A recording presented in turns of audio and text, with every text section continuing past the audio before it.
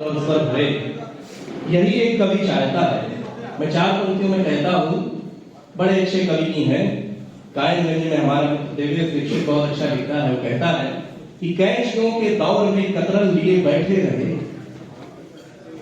कैंचियों के दौर में कतरन लिए बैठे रहे, नीम की थी मांग हम चंदन लिए बैठे रहे, नीम की थी मांग हम चंदन लिए बैठे रहे और बिक गए सबके मुखौटे मन मुताबिक दाम पे, हम सरे बाजार ये दर्पण लिए बैठे।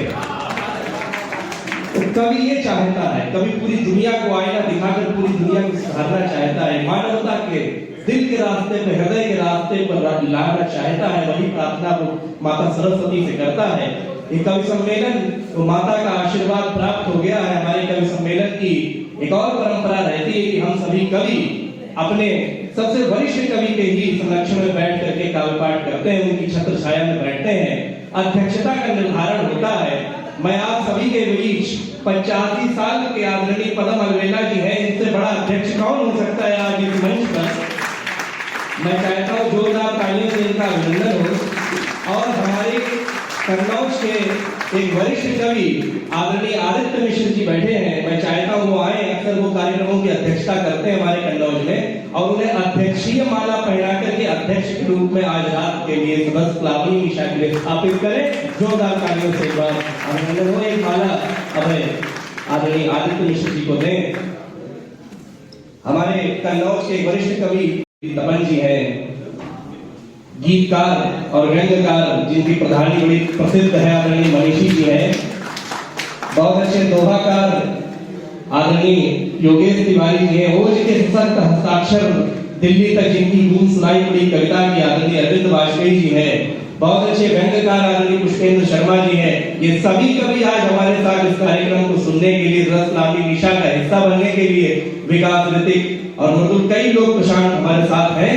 मैं सबको साथ लेकर के बस अपने ओर से बस एक मुक्ता और कहना चाहूंगा कि आप सभी ने जो हमारे इस कार्यक्रम को सराहा, मैं आदरणीय अतुल पाठक जी का पहले ही परिचय करा चुका हूं, उनसे माल्यार्पण करा चुका हूं। वो भी हमारे वरिष्ठ कवि गीतकार कन्नौज जी बोली के बहुत अच्छे गीतकार हैं। बहुत जोरदार तालियों से इनका अभिनंदन हुआ। मनीषी जी का हो गया है। मैं चाहता हूं कि मैं अपनी ओर से एक मुक्ता और कह दूं, फिर ये कवि सम्मेलन प्रारंभ हो। आप सभी ने मेरे निवेदन पर आकर इस मंच की शोभा बढ़ाई। आप सभी ने संस्कार भारती के निवेदन पर आकर के मेरे आग्रह को स्वीकार करते हुए इस महफिल को सजाया। मैं आप सभी को एक मुक्तक कुंवर बेचैन का समर्पित करता हूँ कि उसने मेरे छोटेपन की इस तरह इज्जत रखी, उसने मेरे छोटेपन की इस तरह इज्जत रखी, मैंने दीवारें उठाई, तुमने उन पर छत रखी।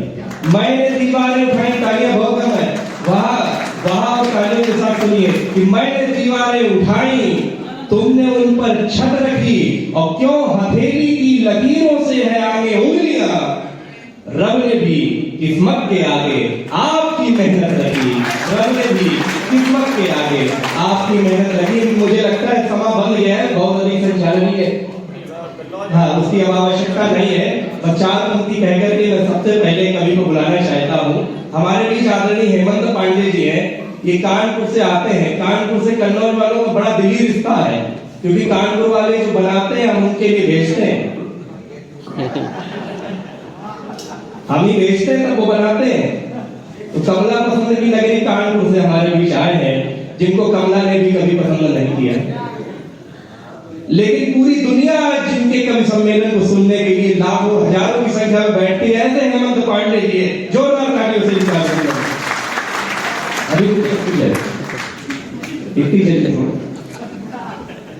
अभी ऐसी टिप्पणियां ऐसे व्यंग्य समाज से निकाल करके लाते हैं।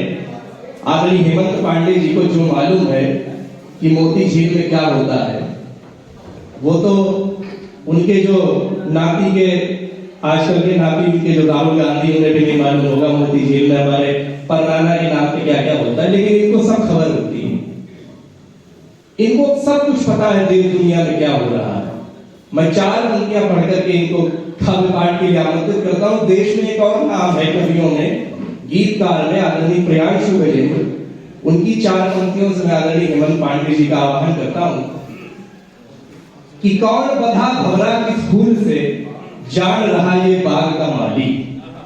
कौन बधा भवरा किस फूल से, जान रहा ये बाग का माली। किंतु कली को यही लगता उसने सबसे ये बात छुपाई। किंतु कली को यही लगता उसने सबसे बात छुपा ली। और कन्या से नयन में अंजन है, ये रूप सिंगार ये होठों की लाली। और लोग कहे कुछ दाल में काला, और जानते हैं ये दाल है काली। ऐसे व्यंग्यकार आदरणीय हेमंत पांडे जी को मैं बड़े सम्मान से आमंत्रित करता हूं। एक तालियों का घनत्व बढ़ाया जाए और हम हेमंत पांडे के हवाले आपके अगले 30 मिनट करते हैं। अब आप हैं, हेमंत हैं और हमारी बाबा स्वागत